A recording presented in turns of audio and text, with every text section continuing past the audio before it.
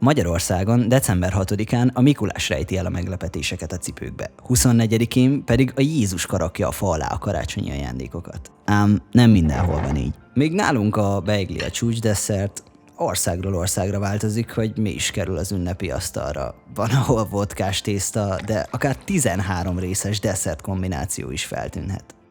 Mindezek ellenére egy biztos, hogy közös, de inkább vegyük sorra a különbségeket.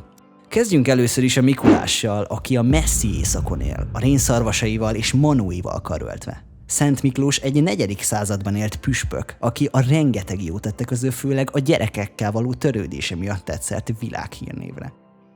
Noel baba, akit ajándékozó apa néven is neveztek, 342. december 6-án halt meg. Azóta Magyarországon ezen a napon emlékezünk meg rá, de a világ más-más részein eltérő napokon ünneplik őt, és eltérő képpel él az emberek fejében. Hollandiában már a 13. században elterjedt az a szokás, hogy ajándékokat adnak Szent Miklós nevében. A modern Mikulást az USA-ban, egészen pontosan New Yorkban találták ki, és mivel a várost a hollandok alapították, ezért gyorsan elterjedt az új Sinterklaas hírneve Európában is.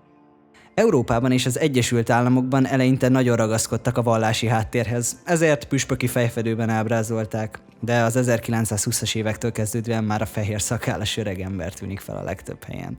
Öregember hangok.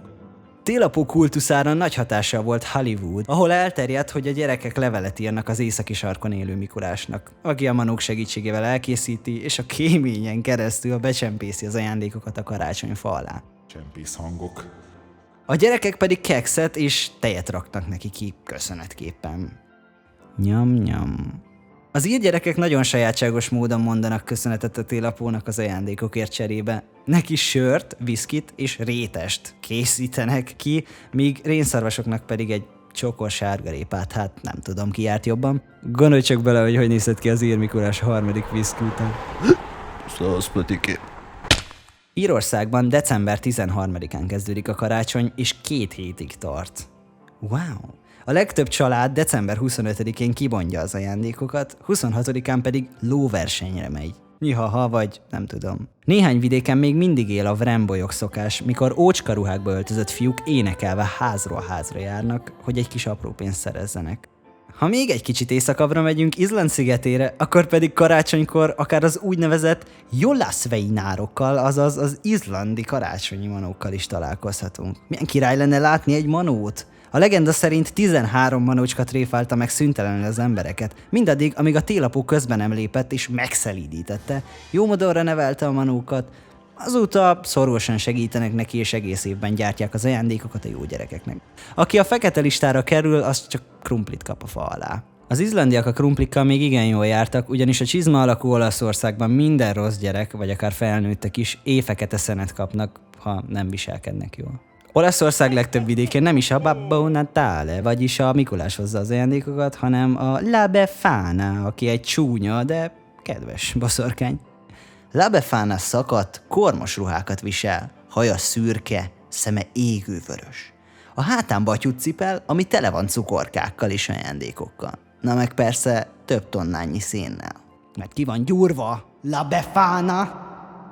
A bagettek hazájában az ajándékozáson kívül a 25-i ebéd a legfontosabb étkezés az ünnepi időszak alatt. A menün szerepel többek között a gesztenyésliba, az ünnepi sajttál és a Bûche de Noël. Nos, igen, ez, vagyis a karácsonyi faág, amit nálunk fatörzstortaként ismernek.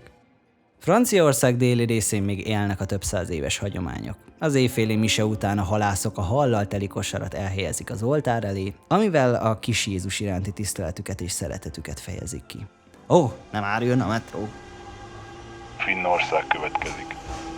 Utolsó állomásként pedig térjünk vissza a Mikulás hazájába, Finnországba, ahol a 24-i reggelit az egész család együtt fogyasztja el. A menün a fahéjas tejber is biztosan szerepel, amiben egy szem mandulát rejtenek. Akinek a tányérjába belekerül egy szem mandula, az nagyon szerencsés lesz jövőre. Szenteste pedig minden finn család közösen szaunázik egy jót. Magas élet. Végső soron mindegy, hogy mi van az asztalon, hogy ki hozza az ajándékokat. Hiszen a legfontosabb, hogy kikkel töltjük ezeket a csodálatos napokat. Ilyenkor el kell tűnnie minden ellentétnek, minden rosszallásnak és családi viszálynak, és értékelnünk kell azt, ami ma megadatott. legfőképpen ebben a nem mindennapi helyzetben.